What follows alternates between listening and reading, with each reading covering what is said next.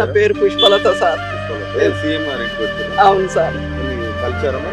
కలుస్తలేడు sir. మేము రేవంత్ రెడ్డి పటేల్ వాళ్ళ ఊరోళ్ళం sir. మా మేనమామ పటేల్ కూడా కలిసి చెప్పిండు సార్.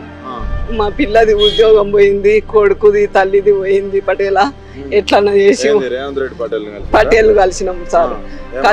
కలిస్తే నేను ఇప్పుడు కాంగ్రెస్ వచ్చినాక ఇస్తా జంగయ్య, నువ్వు అవన్నీ నాకేం చెప్పొద్దు, ఆమె కూడా నాకు కలిసి ఏడ్చింది, ఆమె ఉద్యోగం ఆమెకి ఇస్తా అని, కాంగ్రెస్ వస్తే ఇస్తా అని చెప్పిన జంగయ్య అన్నాడు సార్. అంటే సరే అని పోయినాము.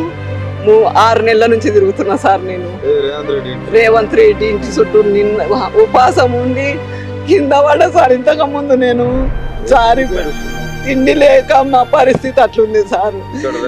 రేవంత్ రెడ్డి ఇంటి కాడికి వచ్చే కింద పడ్డా. ఇప్పుడు కింద పడితే అలా గన్మెన్లు వచ్చి ఓం ఈడ కూర్చోదు లే అని అంటే, ఆ లేడీ హోమ్ గార్డ్ వచ్చి ఈడ కూర్చోవద్దమ్మా, సీఎం సార్ ఇక్కడ వస్తాడు, నువ్వు లేని నుంచి అంటే ఏడ్చుకుంటూ వచ్చాడు కూర్చో.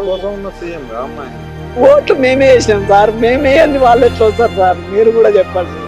ఓటేసి గెలిపించినాం. మా పటేల్ గెలిస్తే మా ఉద్యోగం మాకు ఇస్తాన్నాడని ధైర్యంతో వేసినాము. ఇప్పుడు నన్ను చీప్గా చూసి నోటికి వచ్చినట్టు తిడుతున్నారు సార్.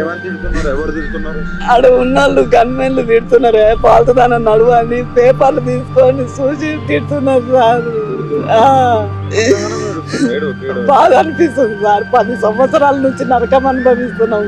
వీరబాబు అనే ఎస్ఐ మాకు ఇట్లా చేసిండు సార్. క్వార్టర్స్ లో ఉంటే మాకు 4 నెలల జీతం రాకపోతే జీతం రాలేదు అని ఆయన సొంత విషయము, వ్యక్తిగత విషయానికి మమ్మల్ని వాడుకొని మమ్మల్ని కొట్టి రిమూవ్ చేపించాడు సార్. 6 నెలల నుంచి తిరుగుతున్నాం సార్. కలుస్తలేరు సార్. నువ్వు నడువు అని బయటికి దొబ్బుతున్నారు సార్. నాకెవ్వరు లేరు సార్. నేను తిననీక కూడా పైసలు లేక ఉపవాసం ఉండిపోతున్నా సార్. తమరు ఏమన్నా నిజమని అనుకోని అబద్ధమని అనుకోని మేము పేదోళ్ళం సార్. మా ఇంటికాడ కూడా మమ్మల్ని ఇబ్బంది పెడుతున్నారు. అందుకనే రేవంత్ రెడ్డి పటేల్కి చెప్దామని వచ్చిన సార్. దగ్గర రానిసలేరు సార్. గన్మెన్లే బయటికి నడువు అని దొబ్బుతున్నారు సార్.